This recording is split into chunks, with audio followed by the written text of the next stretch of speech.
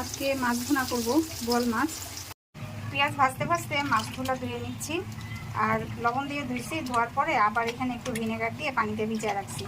আর মাছের মধ্যে একটা পিচ্ছিল ভাব থাকে না, সে পিচ্ছিল ভাবটা চলে যায় লবণ দিয়ে আর ভিনেগার দিয়ে কিছুক্ষণ ভিজিয়ে রাখলে। আর মাছের গায়েও কেমন যেন একটা গন্ধ থাকে।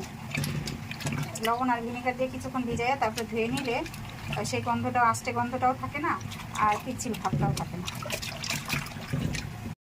এতে পেঁয়াজটা ভাজা হয়ে গেছে। এখানে আমি মশলাগুলো রাখছিলাম। এখানে আদা রসুন বাটা, হলুদ গুঁড়ো, মরিচ গুঁড়ো আর জিরে গুঁড়ো আছে,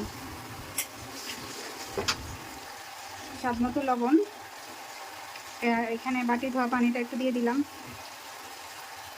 এখন মশলাগুলো ভালোভাবে কষাই নেব। আর আমি রান্না করতে গেলে দেখেন, এই যে রোদ পড়ে, এই রোদের কারণে মনে হয় কি মশলার কালার বা কোনো কিছু ঠিকমতো বোঝা যায় না। একদম চকচকা রোদটা আমার হাঁড়ির উপরে পড়ে। যে মশলাটা কষানো হয়ে গেছে, এই যে এখন মাছগুলো দিয়ে কষা নিব।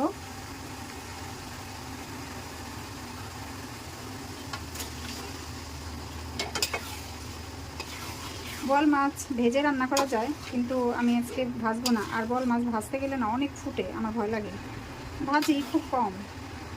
এবং আজকে আমি ভেজে রান্না করব না, মাছগুলো কাঁচাই রান্না করব। প্রথমে একটু ভালোভাবে কষাই নিব মাছগুলো।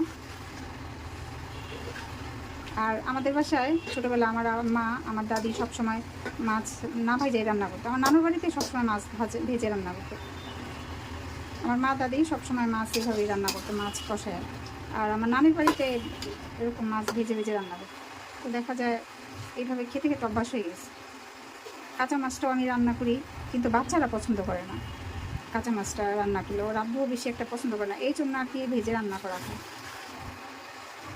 আমরা আবার এইভাবে কষিয়ে মাছটা রান্না করে খেতে খুব পছন্দ করি। এখন কী করবো, নিজের পছন্দটাকে একটু বাদ দিলাম সবার পছন্দের জন্য। ঢেকে মাছটা কষানো হয়ে গেছে, এখন আমি ঝোল দিয়ে দেব। হালকা একটু ঝোল ঝোল রাখবো। এখন টমেটো দিয়ে দিলাম।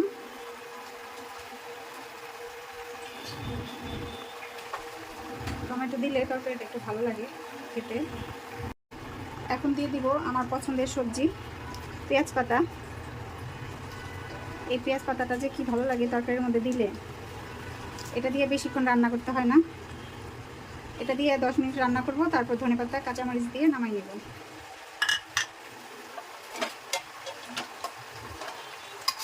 একদম।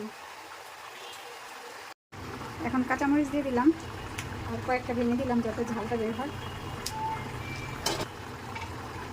আর শীতের দিনের সবজিতে ধনেপাতা না দিলে তো মনে হয় কি তরকারি স্বাদ আসে না। ধনেপাতাটা দিলেই সুন্দর একটা স্বাদ চলে আসে এবং ফ্লেভার হয়। এই ফ্লেভারেই মনে হয় তরকারির মজা বেড়ে যায়। কেমন হয়েছে বোয়াল মাছ রান্নাটা কমেন্ট করে জানাবেন।